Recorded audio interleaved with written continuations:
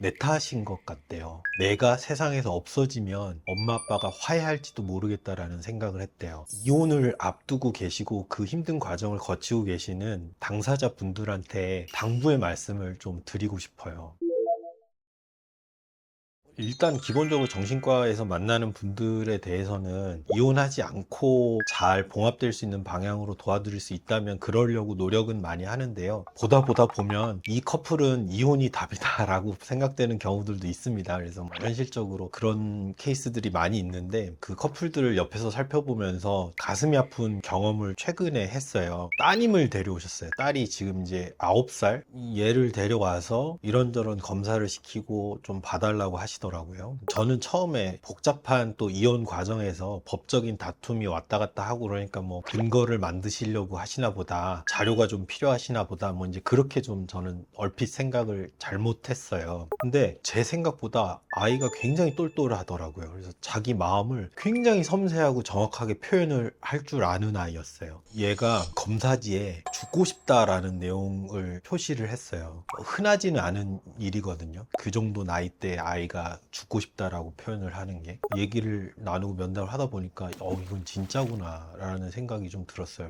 어째서 그런 마음이 들어? 라고 물어봤더니 엄마 아빠가 다투는 게 내 탓인 것 같대요. 내가 세상에서 없어지면 엄마 아빠가 화해할지도 모르겠다라는 생각을 했대요. 그러면서 죽고 싶다라는 얘기를 하는 거예요. 그 얘기를 듣는데 굉장히 마음이 아프더라고요. 저희 딸하고 이제 나이 차이도 얼마 안 나고 하니까 여러 가지 생각이 스쳤었는데, 그래서 오늘은 이혼을 앞두고 계시고 그 힘든 과정을 거치고 계시는 당사자 분들한테 당부의 말씀을 좀 드리고 싶어요.